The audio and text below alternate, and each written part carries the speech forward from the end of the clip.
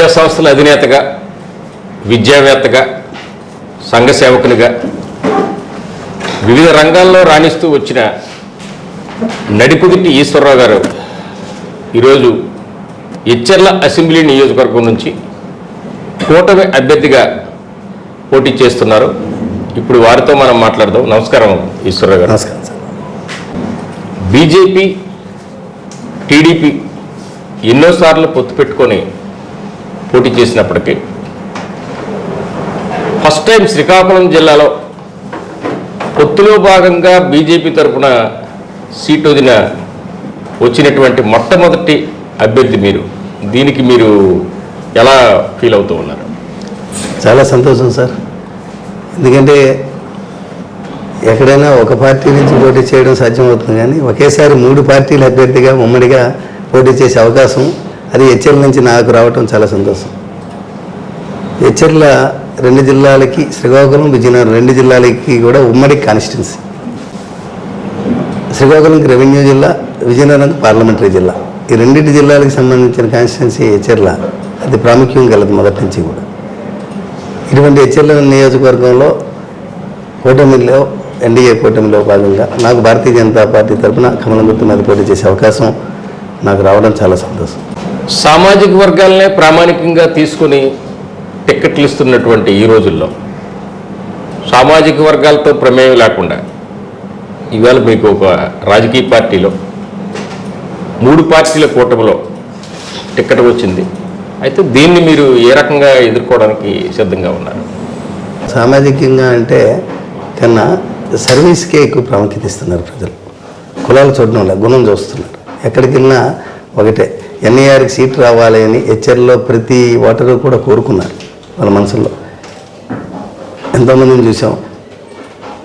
గత 10-15 సంవత్సరాలుగా ఇక్కడ సోషల్ సర్వీస్ ద్వారా సేవలు అందిస్తున్నాం. నాకు సీట్ రావాలనే ఉద్దేశంతో ప్రతి సామాన్యుడు కూడా కోరుకోబట్టే నాకు ఇది లభించింది.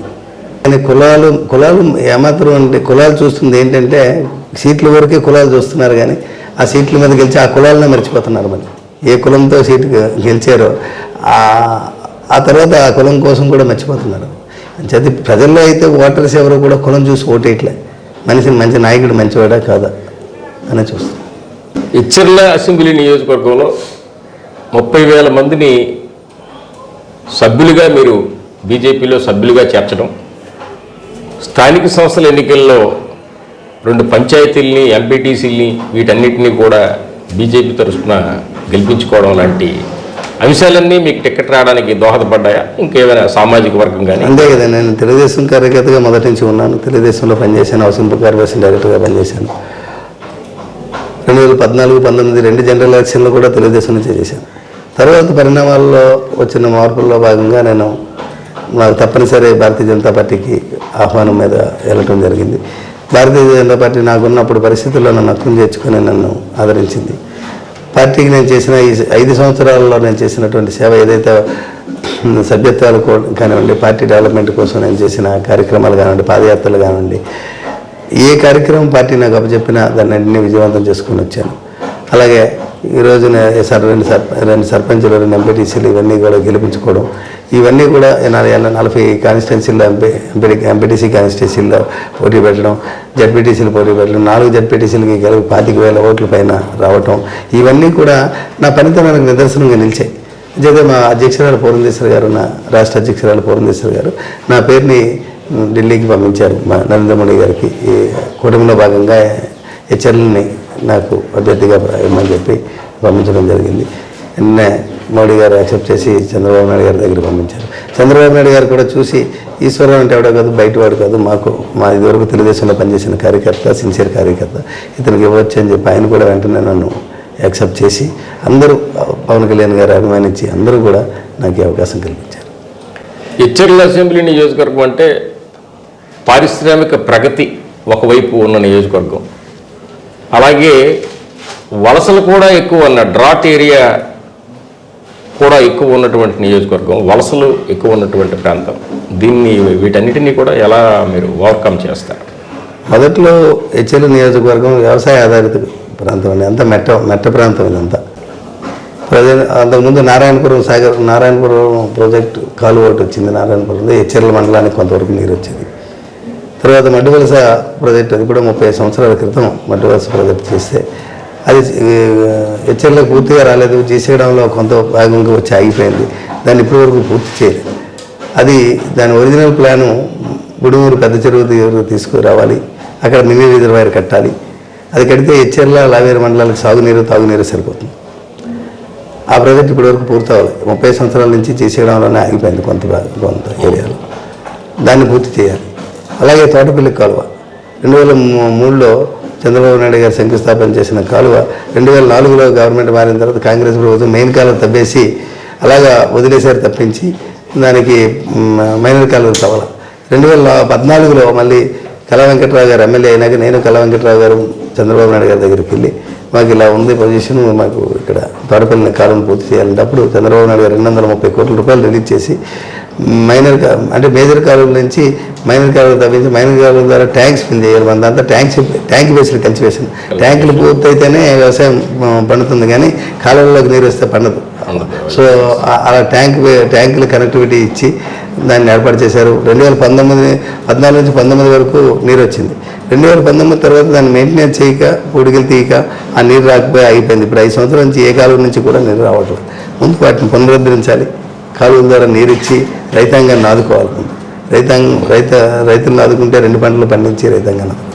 అలా అదే సమయంలో ఇక్కడ ఇండస్ట్రియల్ క్యారిడార్ ఏదైతే మీరు అన్నారో వైడి భీమవరంలో, అది ఇండస్ట్రియల్ క్యారిడార్ మనకి వెనుకబడిన ప్రాంతం అని చెప్పి ఇండస్ట్రియల్ క్యారిడార్ ఏర్పాటు చేశారు.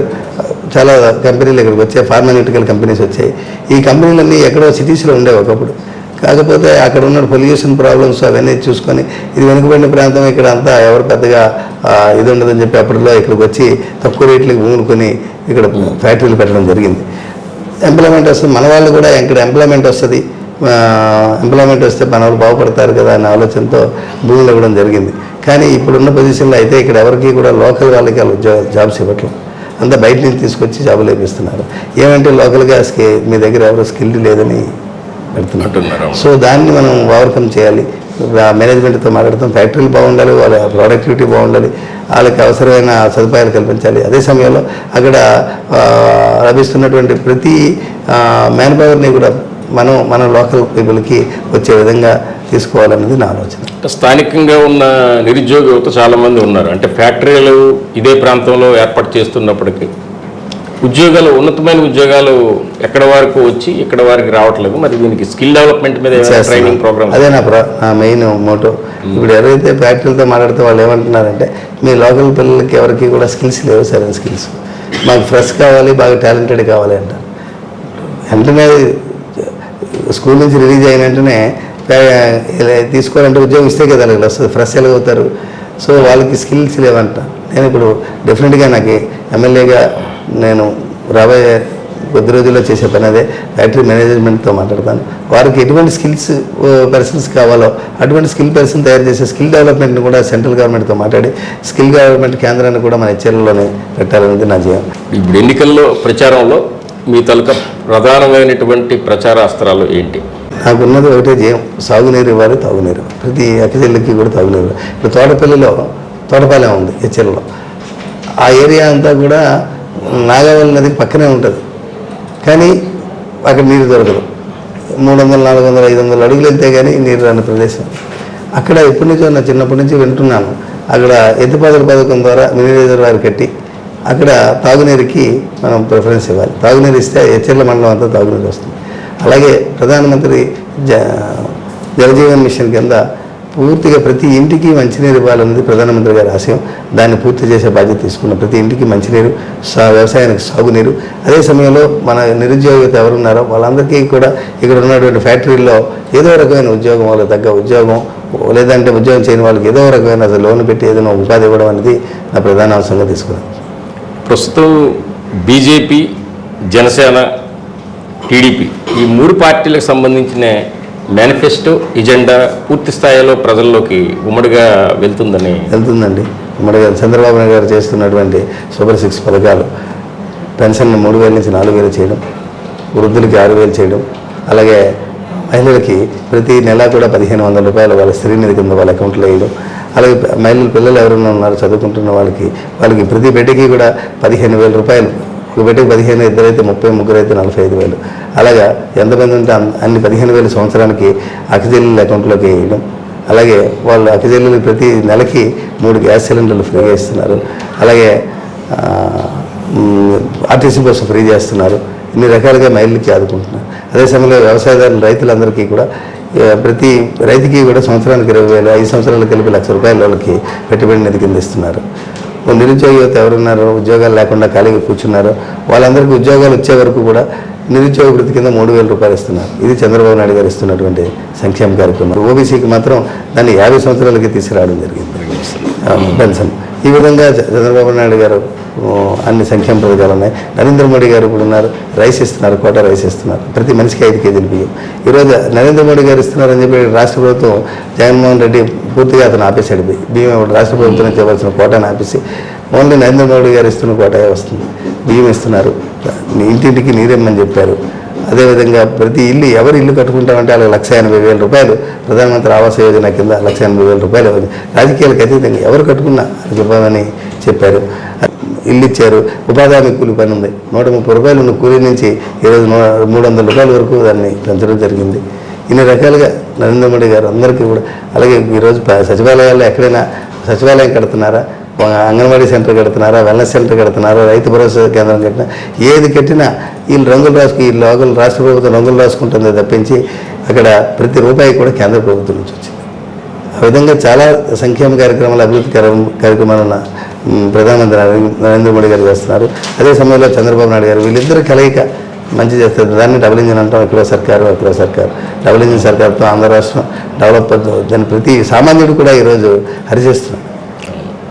5 ఏళ్లలో జగన్మోహన్ రెడ్డి ప్రభుత్వం అంటే ఎన్నికల సందర్భంలో ఇచ్చిన హామీలు అమలు చేయడం, సంక్షేమ పథకాల మూలంగా మాకు ప్రజలు స్వాగతిస్తున్నారు, అన్ని స్థానాల్లో మేమే గెలుస్తామని వాళ్ళు ఇప్పుడు చెప్పుకుంటున్నారు. దానికి మీరు ఏ విధమైన సంక్షేమం ఇచ్చాడండి జగన్మోహన్ రెడ్డి? 5,000, 10,000 అమ్మఒడి, నాన్నబడి అని చెప్పి 5,000, 10,000 చేతులు పెట్టి యువతలేమో నిరుద్యోగం. అదే మహిళలకి మద్యపాన నిషేధం చేస్తామన్నాడు జగన్మోహన్ రెడ్డి. 5 సంవత్సరాలు పూర్తయింది కానీ మొదటి సంతకం మద్యపాన నిషేధం అన్నారు. 5 సంవత్సరాలు పూర్తయిపోయి మళ్ళీ ఎన్నికలకు వస్తున్నాడు కానీ ఎక్కడ మద్యపాన నిషేధం చేశారు? మద్యపాన నిషేధమే చేయలేకపోయారు. ఇంక ఎన్నికలు ఏం చేస్తారు? చేసిన పని ఏముంది? ఎవరికి ఏమీ లేదు. ఇది నరేంద్ర మోడీ గారు ఇల్లు ఇస్తుంటే ఆ ఇల్లని తన కార్యకర్తలు కట్టించుకొని మిగతా వాళ్ళందరినీ పక్కన పెట్టి తన కార్యకర్తలు కట్టించుకొని జగనన్న కాలనీ పేరు పెట్టుకున్నారు. ఈరోజు సచివాలయం కానీ ఈ కడుతున్న బిల్డింగ్లు అన్నిటికీ కూడా వాళ్ళు రంగులు రాసుకొని డబ్బులేమో కేంద్ర ప్రభుత్వాన్ని అవి తెచ్చి కట్టి ఆ కట్టించిన వాటి మీద ఏమో వాళ్ళ ఫోటోలు పెట్టుకోవడం, వాళ్ళ పేర్లు పెట్టుకోవడం, వాళ్ళ పార్టీ రంగులు వేసుకోవడం, అంత తప్పి. చిర్ల అసెంబ్లీ నియోజకవర్గంలో మీ మార్కు కనిపించేలా మీరు ప్రజాప్రతినిధిగా ఎన్నికైతే చేయాలనుకుంటున్నది ఏంటంటే? చెప్పాను కదండి, శాశ్వతంగా సాగునీరు వచ్చే విధంగా చేయాలి. అలాగే తాగునీరు, ఈ 2 సమస్యలు ప్రధానంగా తెచ్చాలి.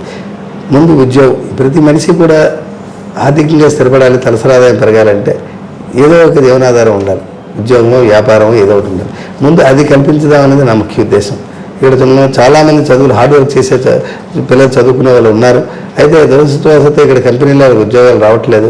ఆ ఉద్యోగాలన్నీ ఇక్కడ కంపెనీలో నుంచి వచ్చిన ప్రొడక్టివిటీ అంతా ఇక్కడే ఉద్యోగం ఇచ్చే విధంగా ప్రయత్నం చేస్తాను. సంవత్సరాల్లో ఎవరిని ఖాళీగా ఉంచకూడదు. ఏదో ఒక పని, ఉద్యోగం లేకపోతే ఏదో ఒక ఉపాధి, ఏదో ఒక లోన్ ఇప్పించి ఉపాధి పెట్టించడం ఏదో ఒకటి జరుగుతుందండి. ఇది నా ప్రధాన అంశం. ఎన్నికల్లో పోటీ చేస్తున్న మీరు జనానికి ఓటేయాలని అప్పీల్ చేసుకుంటారు. అసలు ఏ ఎజెండాతో, ఏ అంశాల మీద మీరు చెప్పాను కదండి, ఇప్పటివరకు చంద్రబాబు నాయుడు గారు చేస్తున్నటువంటి సూపర్ 6 పథకాలు, నరేంద్ర మోడీ గారు ఇస్తున్నారు. పేదవాడికి తిండి పెడుతున్నారు, పేదవాడికి నీరు ఇస్తున్నారు, పేదవాడికి గూడు ఇస్తున్నారు, పేదవాడికి ఉపాధి ద్వారా పని కల్పిస్తున్నారు. ఇన్ని రకాలుగా నరేంద్ర మోడీ గారు ఇన్ని పథకాలు ఇస్తుంటే ఇంకేం కావాలి? నరేంద్ర మోడీ గారు, చంద్రబాబు నాయుడు గారు చేయబోతున్న కార్యక్రమాలు, చేస్తున్న కార్యక్రమాలు చెప్పుకుంటూ నేను ఈ నియోజకవర్గానికి ఒక మాట ఇచ్చాను, సాగునీరు, తాగునీరు ఇస్తాను పూర్తిగా. అదే సమయంలో ఏ ఒక్క ఇంటిని కూడా వదలకుండా ఉద్యోగం లేదా ఉపాధి, ప్రతి ఒక్కరికి కూడా ఉద్యోగం, ఉపాధి ఉండేలా కృషి చేస్తానని చెప్పి నేను చెప్తాను. ఇదే నా ప్రధాన ఎజెండా. ఇచ్చర్ల నియోజకవర్గంలో పరిశ్రమలు అంటే కేవలం రణస్థలం మండలం మాత్రమే పరిశ్రమలు ఉంటున్నాయి, మిగిలిన ప్రాంతాల్లో అంతగా లేదు. ఒక మండలానికే పరిమితమా? మీ నియోజకవర్గంలో 4 మండలాలు ఉన్నాయి, మిగిలిన ప్రాంతాల పరిస్థితి ఏంటి? ఇప్పుడు శ్రీశైలం, లావేరు మండలాల్లో ఇప్పుడు హెచ్ఎర్లో అయితే ఒక ఎడ్యుకేషనల్ హబ్గా తయారైంది హెచ్ఎర్లో. రణస్థలంలో ఇండస్ట్రియల్ క్యారిడార్ ఉంది, ఫార్మాస్యూటికల్ కంపెనీస్ ఉన్నాయి. ఇంకా రాబోయే కాలంలో న్యూక్లియర్ పవర్ ప్లాంట్ లాంటి పెద్ద కంపెనీలు వస్తున్నాయి. ఇక్కడ చూస్తే జీసీగూడెం పూర్తిగా వ్యవసాయదారు, 100% వ్యవసాయదారు మండలం. అదేవిధంగా లావేరు కూడా. వీటిలో ఇండస్ట్రీస్ పెద్దగా లేవు, ఇండస్ట్రీస్ లేవు అసలు. డెఫినెట్గా మనం ఇప్పుడు నేను భారతీయ జనతా పార్టీ నాయకుడిగా, భారతీయ జనతా పార్టీ ఎమ్మెల్యేగా ఉంటే నాకు కేంద్రం నుంచి మంచి రిలేషన్ బిల్డప్ అవుతుంది. కేంద్రం నుంచి మంత్రులు తీసుకొచ్చి, కేంద్ర మంత్రులు తీసుకొచ్చి ఇక్కడ మనకు ఉన్నటువంటి బాధలను చెప్పుకోవడానికి అవకాశం ఉంటుంది. కేంద్రానికి నేను వెళ్ళి కూడా చెప్పుకోవడానికి అవకాశం ఉంటుంది. రాబోయే కాలంలో ఏమైనా కంపెనీలు వస్తే జీసీగూడెం, లావేరు మండలాల్లో కూడా కొన్ని కంపెనీల ఏర్పాటు అనేది నా ఆలోచనలో ఉంది. తప్పకుండా ఒకే ఏరియాలోనేవి కూడా కేంద్రీకృతం కాకుండా నియోజకవర్గం మొత్తం డెవలప్ అయ్యే విధంగా ప్రయత్నం చేస్తాం. ఇప్పుడు ఎచ్చర్ల మండలం అంటే అందరూ విద్యావంతుల్ని తయారు చేసేటువంటి కేంద్రంగా ఉంటుంది. కాకపోతే ఆ మండలంలో తయారైన ప్రోడక్ట్ అంటే నాట్ ఓన్లీ ఎచ్చర్ల, జిల్లా మొత్తం మీద కూడాను యూనివర్సిటీ అంటే అక్కడే ఉంది, IIIT అంటే అక్కడే ఉంది, ఇవన్నీ ఉన్నాయి, ఇంజనీరింగ్ కాలేజెస్ ఉన్నాయి. అక్కడ నుంచి తయారవుతున్నటువంటి గ్రాడ్యుయేట్స్, పోస్ట్ గ్రాడ్యుయేట్స్ వీళ్ళందరికీ ఏ రకమైన ఎష్యూరెన్స్ అనేది అంటే అక్కడ ఇప్పుడు హెచ్ఆర్ల నియోజకవర్గంలో ఉన్నటువంటి యూనివర్సిటీల్లో కానీ, ప్రైవేట్ యూనివర్సిటీల్లో కానీ, IIITలో కానీ చదువుతున్న వాళ్ళు ఇక్కడ లోకలే కాదు కదా. ఎవరైతే ఇక్కడ చదువుకున్నారో మన పిల్లలందరికీ కూడా లోకల్ ఎంప్లాయ్మెంట్ వచ్చే విధంగా నేను ప్రయత్నం చేస్తాను. లోకల్గా ఉండిపోవాలని ఎవరు అనుకోరు. ఎక్కడైతే మంచి అవకాశాలు వస్తున్నాయో వెళ్తారు.